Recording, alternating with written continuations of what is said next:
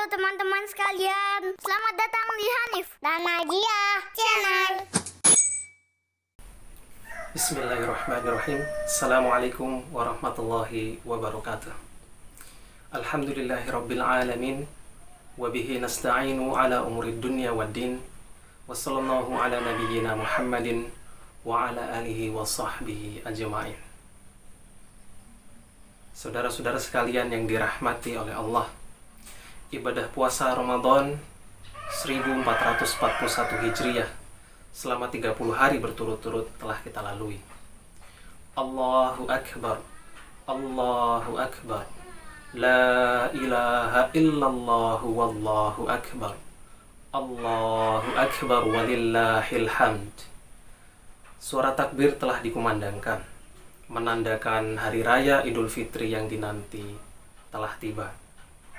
Selama menjalankan ibadah puasa bersama keluarga tercinta, tentu banyak kisah menarik yang akan selalu dikenang.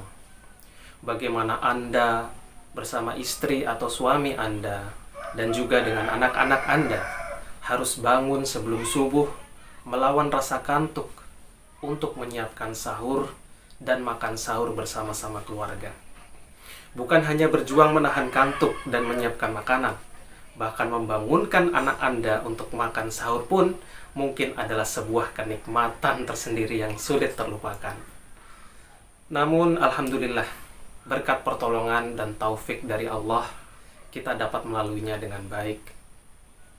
Saudara-saudara sekalian yang dirahmati oleh Allah, pada kesempatan yang berbahagia ini, izinkan saya berbagi pengalaman bagaimana caranya melatih dan memotivasi anak-anak kita yang berusia prasekolah hingga yang duduk di bangku taman kanak-kanak untuk dapat berpuasa Ramadan sehari penuh tanpa ada paksaan sedikit pun.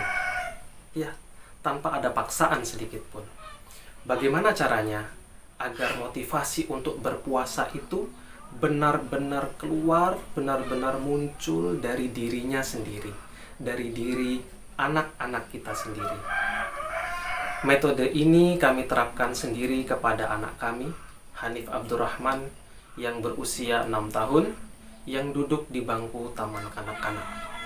Alhamdulillah, dengan metode yang kami terapkan, dan tentu saja tidak lepas dari pertolongan Allah, Hanif dapat menyelesaikan puasanya dari mulai sahur sebelum subuh sampai adzan maghrib selama 29 hari berturut-turut. Kenapa 29 hari berturut-turut?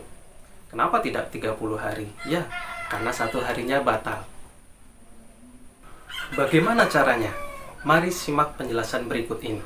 Semoga bermanfaat untuk Bapak dan Ibu sekalian.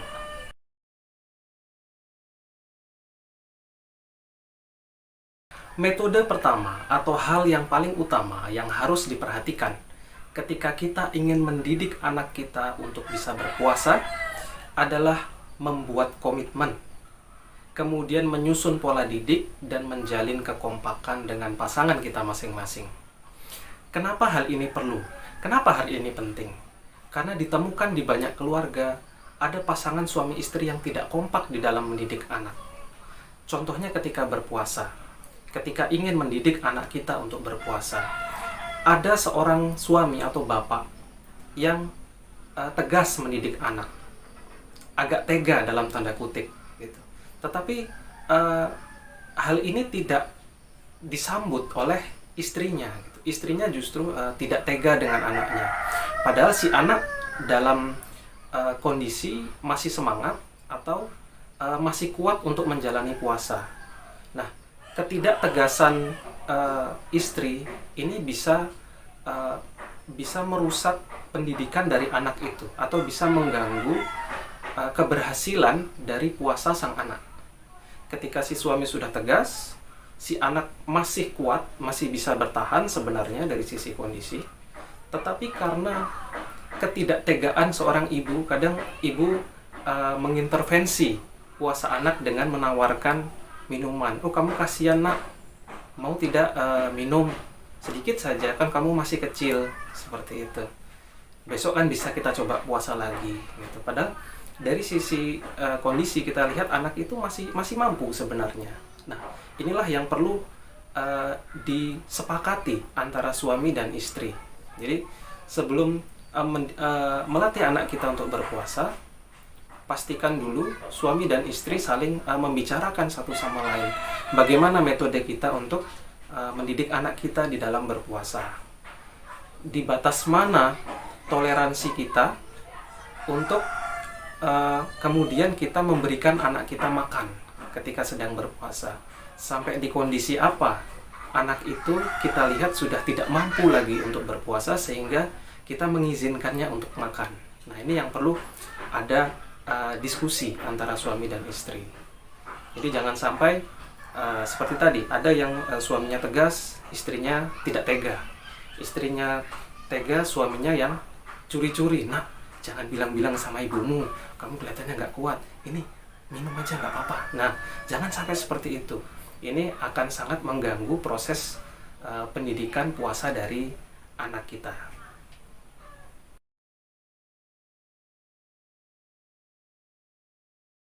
Metode yang kedua adalah kepada anak itu sendiri, yaitu kita menyisipkan ilmu. Kita menyisipkan pengetahuan tentang agama, di mana ilmu ini kita harus berikan kepadanya tentu sejak dini.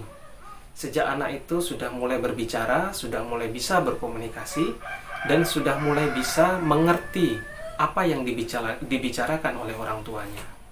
Nah, ilmu yang kita berikan adalah mengenalkan anak dengan Allah.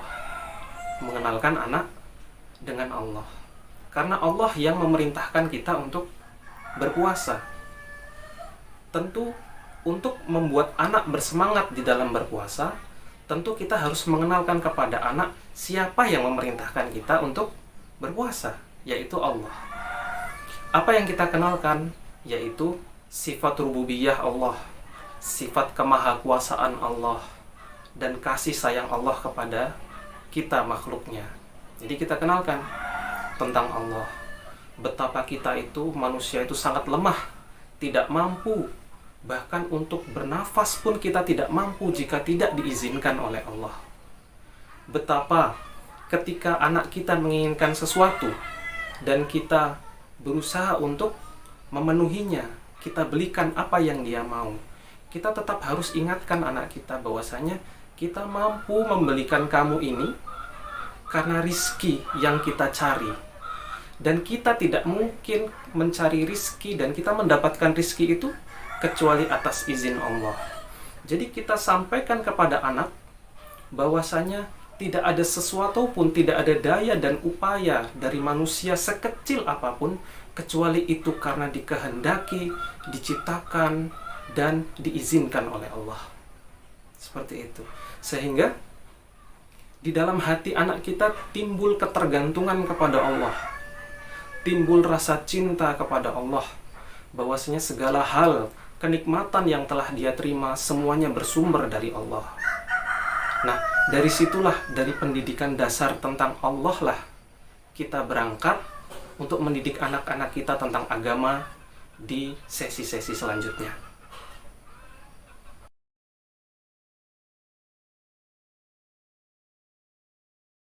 Kemudian yang ketiga, setelah anak kita mengetahui betapa Allah menyayangi kita, betapa segala hal datangnya dari Allah, betapa kita tidak mampu untuk berusaha sedikit pun kecuali karena izin Allah. Kemudian kita kenalkan, kita jelaskan tentang apa yang Allah kehendaki atas kita, apa yang Allah wajibkan atas kita. Salah satunya adalah berpuasa sebagai kewajiban di dalam agama Islam yang telah diperintahkan oleh Allah. Jadi kita jelaskan, nak, setelah kamu tahu betapa maha besarnya Allah, betapa maha berkuasanya Allah, betapa maha kasih sayangnya Allah kepada kita. Nah, ini loh nak, ini adalah kitab yang telah Allah turunkan kepada kita sebagai petunjuk agama untuk kita, di mana di dalamnya terdapat perintah dan larangan. Karena Allah telah memberikan kita berbagai macam nikmat, maka tidak heran, maka wajar ketika kita menjalankan perintah Allah yang tertulis di dalam kitab ini, yaitu Al-Quran. Nah, kemudian kita bukakan Al-Quran, kita jelaskan, kita tunjukkan ayat di mana letak Allah mewajibkan kita berpuasa. Ya ayyuhalladzina amanu kutiba alaikumusiyam kama kutiba alal ladzina min qablikum la'allakum tattaqun.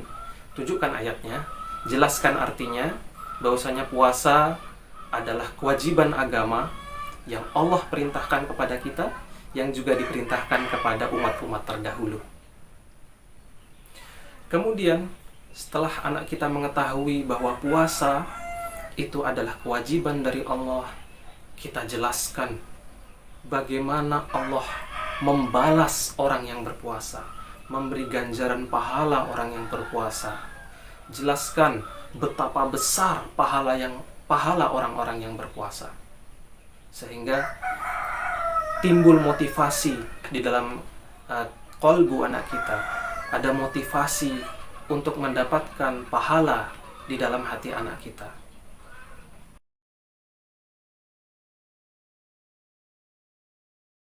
Kemudian metode yang keempat adalah menjelaskan hikmah berpuasa di dalam kehidupannya. Jadi setelah Anda jelaskan siapa yang memerintahkan berpuasa, kemudian bagaimana perintah berpuasa di dalam Al-Quran, kemudian apa hikmahnya kita melakukan puasa. Tunjukkan bagaimana orang-orang yang lebih tidak beruntung dari kita bisa makan. Perlihatkan kepada mereka, perlihatkan kepada anak-anak kita bagaimana orang-orang miskin bisa makan, apa yang mereka makan. Anda punya YouTube, Anda punya smartphone, tunjukkan kepada anak-anak Anda. Ini lihat bagaimana orang-orang miskin itu makan. Lihat apa yang mereka makan. Lihat pakaiannya, lihat makanannya. Bisakah mereka makan seperti kita? Bisakah mereka memakai pakaian sebaik kita? Tunjukkan dan sadarkan kepada anak kita bahwa dia begitu beruntung dan dia layak untuk bersyukur kepada Allah.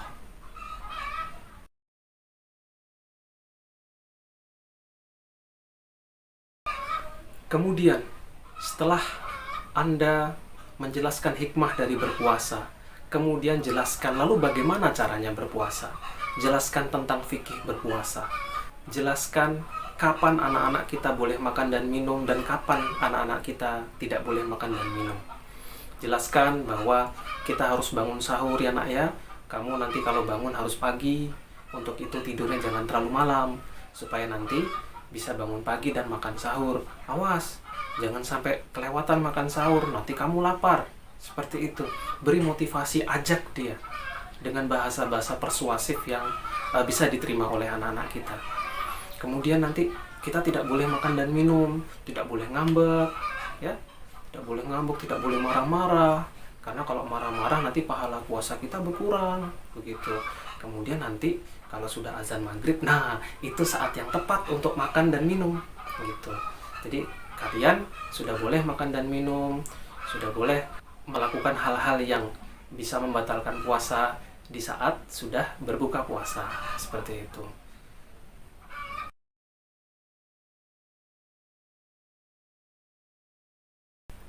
Metode yang keenam adalah beri batas waktu untuk berbuka. Jadi beri tahapan-tahapan di mana dan kapan anak-anak kita itu boleh berbuka. Jadi ingat, anak-anak kita masih kecil. Jadi sesuaikan dan latih perut mereka, latih kemampuan mereka untuk berpuasa dengan menerapkan jam-jam berbuka yang semakin lama berangsur-angsur semakin Anda tingkatkan. Jadi misalkan Anda ingin melatih anak Anda berpuasa di hari pertama Ramadan atau hari pertama dan hari kedua Ramadan. Kalau kami sudah berdiskusi dengan istri untuk menetapkan hari pertama dan kedua adalah jam 12 siang waktu berbuka. Gitu. Nah, kita latih dan kita ambil komitmen dari anak kita. Sanggup tidak? Gitu. Kita beri semangat, tentu saja kita beri semangat agar anak-anak kita mau untuk berpuasa. Dan kita jelaskan ini hari pertama, hari kedua, kamu nanti buka puasanya jam 12 ya. Seperti itu. Nanti hari ketiga keempat kamu buka puasanya jam 1 siang. Kemudian hari kelima keenam jam 2 siang. Seperti itu berangsur-angsur sampai anak kita mampu untuk berpuasa sampai maghrib, sampai tiba waktu maghrib, sebagaimana puasanya orang dewasa.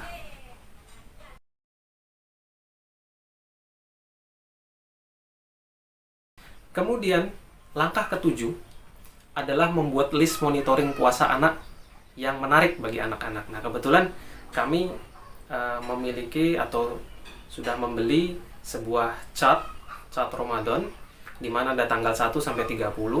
Kemudian ada stikernya gitu, ada stiker bintang, ada stiker bintang-bintang berwarna-warni. Jadi ada warna-warna itu mewakili kondisi puasa dari si anak. Jadi ada warna kuning, warna biru, warna oranye, warna merah begitu. Ada yang alhamdulillah lancar, ada yang tingkatkan lagi, ada yang lupa sahur bintangnya begitu. Nah, itu nanti yang akan menjadi catatan bagi anak, dan anak akan melihat sendiri bagaimana kualitas puasa dia dengan melihat itu. Nah, ini tentu menarik, dan kita tentu akan memotivasi jika anak kita mulai lemah semangat. Nah, kita beri ancaman kepada dia, atau kita takut-takuti dia, ayo masa mau ditempel bintang yang warna merah atau warna oranye gitu. Jadi dia akan, oh ya harus bertahan gitu. Jadi dia secara otomatis akan timbul semangat dengan melihat prestasi dia di cat puasa itu.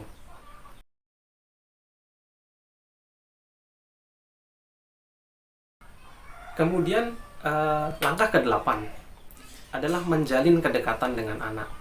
Jadi ini adalah metode yang sangat penting. Karena apa? Untuk mengalihkan perhatian anak juga gitu. Selain kita tidak merasa lapar, kita juga bisa mengalihkan perhatian anak kita dari rasa haus dan rasa lapar. Jadi ajak anak kita bermain, kemudian di tengah permainan itu kita motivasi dia dengan semangat untuk tetap bisa berpuasa. Kita puji-puji dia begitu.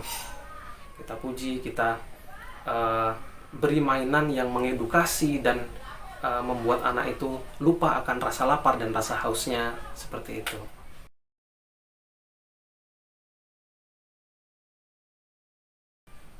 Kemudian yang ke-9 adalah memberi apresiasi, pujian-pujian, dan hadiah atas keberhasilannya di dalam berpuasa.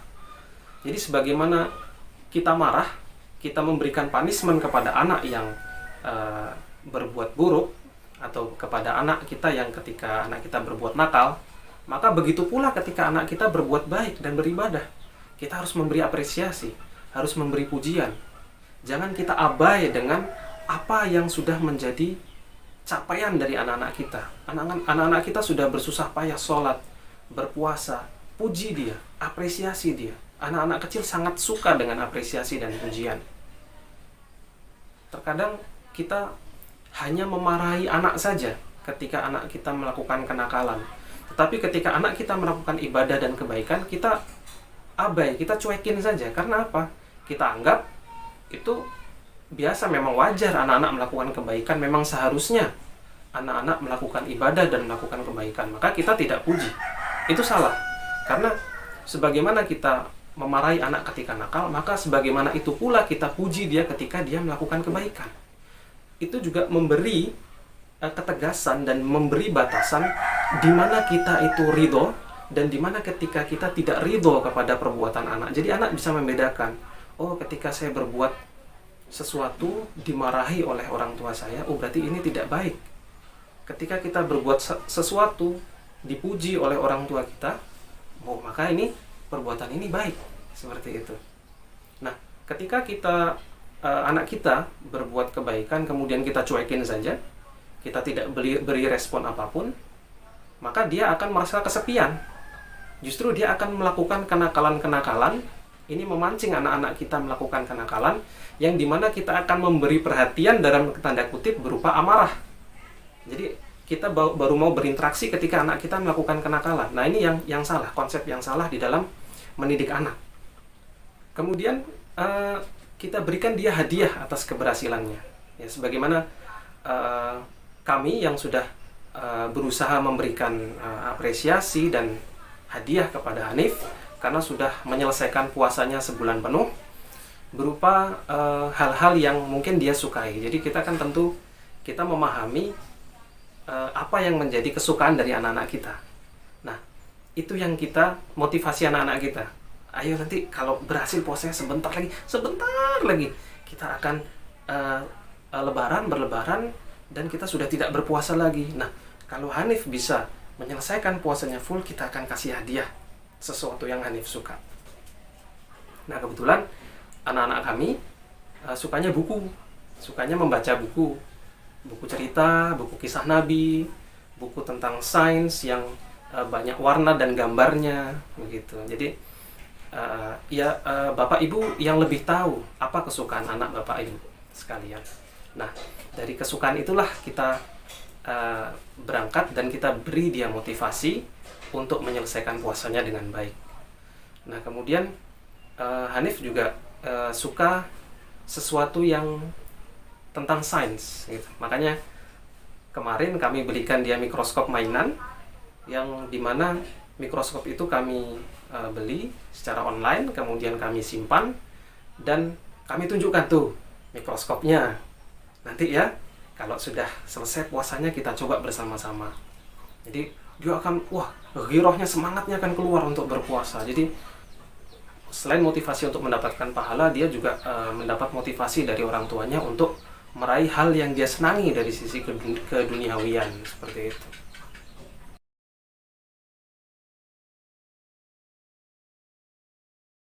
Kemudian langkah yang ke-10 adalah yang perlu diingat. Jangan paksa anak Anda untuk berpuasa.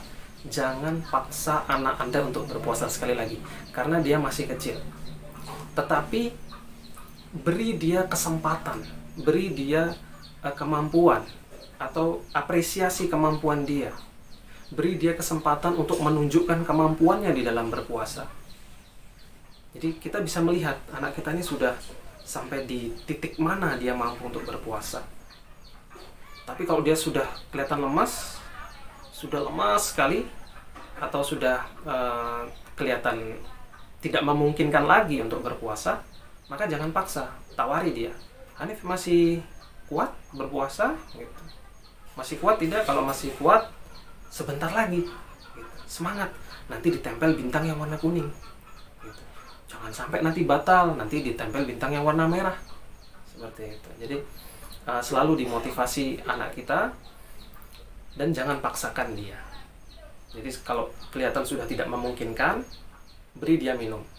Hanif pernah di hari kedua dia bolong puasanya, itu sangat lemas sekali, sudah uring-uringan baru bangun tidur siang. Nah, jam 5 itu saya tawari berbuka. Hanif mau minum gitu. Dia tidak menjawab iya, tidak menjawab tidak, jadi gantung. Jadi galau gitu di antara memperturutkan rasa hausnya sama menyelesaikan puasanya, karena itu udah jam 5 sore waktu itu, tinggal 1 jam lagi. Tapi saya merasa kasihan, sudah mungkin keringetan, habis baru bangun tidur, bajunya basah. Saya khawatir dehidrasi dan memang sudah uring-uringan, sudah nggak bisa dialihkan. Saya ingin ajak main ini, main itu, tetap tidak bisa teralihkan. Oh, berarti ini sudah di batasnya dia, maka saya kasih minum gitu. Minum aja nggak apa-apa. Nah itu, jadi jangan dipaksa, jangan dihardik. Nah, biarkan dia menunjukkan kemampuan dia yang sesungguhnya untuk berpuasa.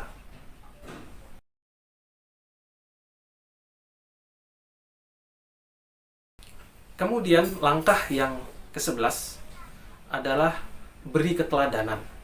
Beri keteladanan. Bagaimanapun juga anak kecil adalah anak yang sangat cepat untuk meniru orang tuanya. Terkadang jangan heran ketika anak Anda mulai berkata-kata sesuatu yang Anda menyadari bahwa Anda tidak pernah mengajarinya, tetapi keluar begitu saja. Nah, ternyata hal itu, kata-kata itu keluar dari film yang dia tonton, gitu. Atau dari kata-kata Anda mungkin yang ketika Anda memarahi anak Anda, kata-kata itu keluar begitu saja secara spontan dari mulut anak-anak Anda. Nah, inilah dimana kita dituntut untuk memberi keteladanan.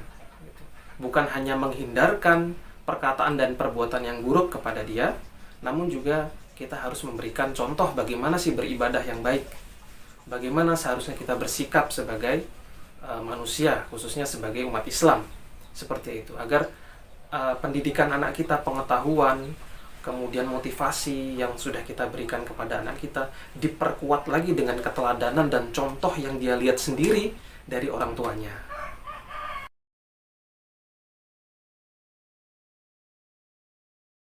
Kemudian, saudara-saudara sekalian yang dirahmati oleh Allah, langkah yang terakhir adalah tentu saja berdoa kepada Allah. Karena sekeras apapun Anda berusaha, semuanya itu tergantung taufik dari Allah.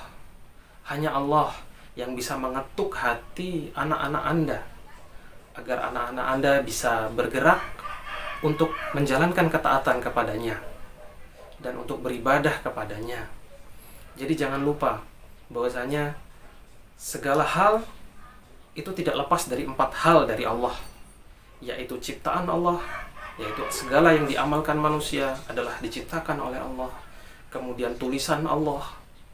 Jadi segala hal yang dilakukan oleh manusia, baik buruknya, telah ditulis di Lauhul Mahfuz, sudah ditetapkan oleh Allah sebelum penciptaan langit dan bumi, kemudian tidak lepas dari pengetahuan Allah. Jadi segala hal yang sebelum, yang sedang, dan yang sesudah yang akan dilakukan itu tidak lepas dari pengetahuan Allah. Allah mengetahui segala-galanya. Kemudian yang terakhir, segala yang kita lakukan tidak lepas dari kehendak Allah. Begitu pula dengan anak-anak kita. Ketika kita ingin menjadikan anak-anak kita anak-anak yang solih dan solihah, senantiasa taat untuk beribadah dan taat kepada orang tuanya, berbakti kepada orang tuanya, maka jangan lupa kita berdoa. Sebaik apapun metode parenting yang kita lakukan, iringi dia dengan doa. Doakan mereka dengan doa-doa yang diajarkan oleh agama kita yang tertulis dalam Al-Quran maupun As-Sunnah, seperti Robbi habli minas solihin, atau Robbana hablana min azwajina wa zurriyatina qurrata a'yun, ataupun doa-doa yang lain. Demikian yang dapat kami sampaikan, semoga bermanfaat. Saya doakan semoga anak-anak kita menjadi anak-anak yang soleh dan solihah, yang berbakti kepada orang tuanya dan selalu menyejukkan pandangan orang tuanya. Demikian saya akhiri. Wabillahi taufiq wal hidayah. Subhanakallahumma wa bihamdika asyhadu an la ilaha illa anta astaghfiruka wa atubu ilaik. Assalamualaikum warahmatullahi wabarakatuh.